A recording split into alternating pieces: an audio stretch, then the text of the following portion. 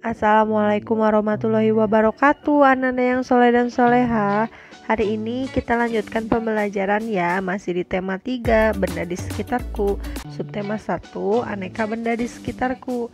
Muatan yang kita akan pelajari hari ini yaitu bahasa Indonesia dan PKN. Sebelum belajar, alangkah baiknya kita berdoa terlebih dahulu ya, agar ilmu yang kita dapatkan bermanfaat. Ya, kalian siapkan alat-alat tulisnya terlebih dahulu ya.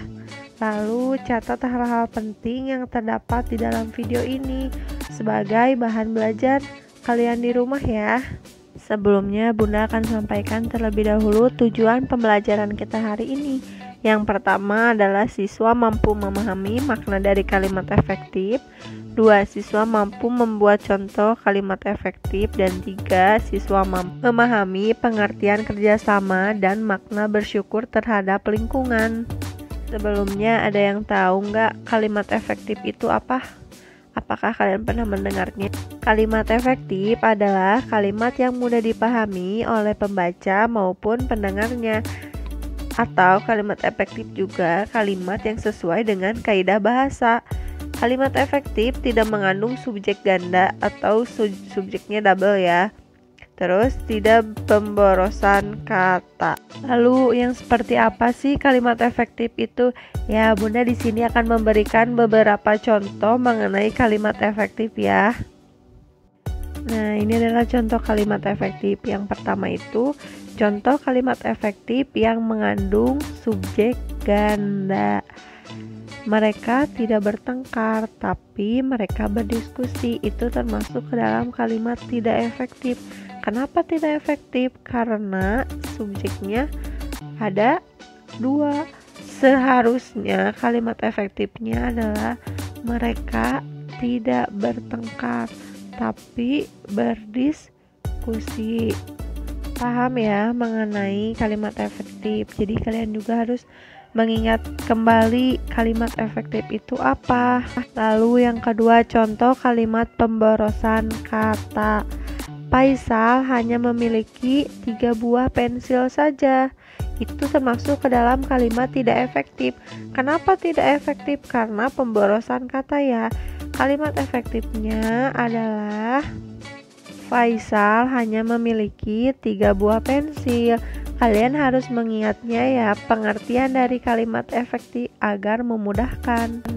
Contoh kalimat efektif yang ketiga adalah contoh kalimat pemborosan kata jamak. Para siswi sedang mengikuti upacara bendera. Itu termasuk ke dalam kalimat tidak efektif. Kalimat efektifnya seperti apa? Kalimat efektifnya siswa-siswi sedang mengikuti upacara bendera. Kenapa para siswa-siswi tidak termasuk ke dalam efektif? Karena pemborosan kata. Dengan siswa-siswi saja sudah cukup, tidak perlu menggunakan para ya. Paham? Yang keempat itu adalah contoh kalimat pemborosan kata sinonim atau yang memiliki arti yang sama. Contohnya, Amar sedang memakai baju warna kuning. Itu termasuk ke dalam kalimat tidak efektif. Lalu seperti apa kalimat efektifnya? Amar memakai baju kuning. Kenapa sedang dan warnanya dihilangkan? Karena sedang itu sama dengan memakai, maka digunakanlah salah satunya. Lalu warna kenapa dihilangkan? Karena dengan menyebutkan nama kuning saja, orang-orang itu sudah tahu bahwa kuning itu adalah warna, jadi warna tidak usah ditulis. Paham ya mengenai kalimat efektif? Ya, jadi harus diingat kembali kalimat efektif itu apa? Kalimat efektif adalah kalimat yang mudah dipahami oleh pembaca maupun pendengar dan bahasanya tidak berbelit-belit atau mudah dipahami oleh orang lain ya. Untuk tugas dari kalimat efektif ini terdapat di akhir video. Di antara kalian, apakah pernah mendengar kata sampah organik dan sampah anorganik? Apa sih keduanya itu? Ada yang tahu tidak? Ya, kita akan membahas mengenai sampah organik dan sampah anorganik. Sampah organik adalah sampah yang bisa membusuk, contohnya seperti sisa makanan, sayur-sayuran, buah-buahan, bunga, dan lain-lain. Sedangkan sampah anorganik adalah sampah yang tidak mudah membusuk, contohnya pada plastik, bekas makanan, kertas, botol, kaleng, dan lain-lain. Paham ya, bisa membedakan antara sampah anorganik dan sampah organik. Mengelompokkan sampah organik dan anorganik termasuk ke dalam salah satu cara menjaga kelestarian lingkungan. Menjaga kelestarian lingkungan merupakan pengamalan sila pertama, yaitu ketuhanan yang Maha Esa. Mengapa termasuk ke dalam sila pertama? Karena sebagai bentuk rasa syukur atas nikmat yang telah diberikan oleh Allah Subhanahu wa Ta'ala, kita harus menjaga kelestarian lingkungan. Apakah kalian sudah menjaga kelestarian lingkungan di sekitar? Untuk menjaga kebersihan dan kelestarian lingkungan juga perlu adanya kerjasama. Kerjasama dapat kita lakukan baik di rumah, sekolah maupun di masyarakat.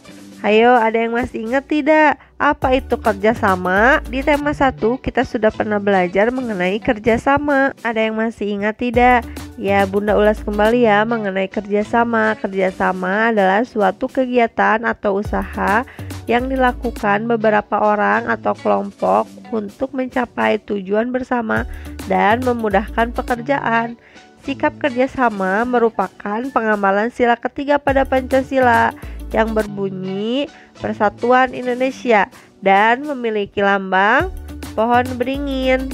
Dan Bunda Ikan ingatkan kembali mengenai manfaat kerjasama. Yang pertama itu dapat menumbuhkan rasa kebersamaan, suasana menjadi rukun dan nyaman, pekerjaan akan cepat selesai, pekerjaan lebih ringan, dan mempererat hubungan yang baik bersama teman. Sekian pembelajaran hari ini, semoga kalian dapat memahaminya ya. Dan jika ada yang masih bingung dan perlu ditanyakan, kalian boleh menanyakannya ke Bunda atau ke wali kelasnya masing-masing. Berikut ini beberapa soal yang harus kalian selesaikan. Kalian mengerjakannya pada buku catatan ya. Sekian materi hari ini. Wassalamualaikum warahmatullahi wabarakatuh. Sampai berjumpa lagi ananda yang soleh dan soleha.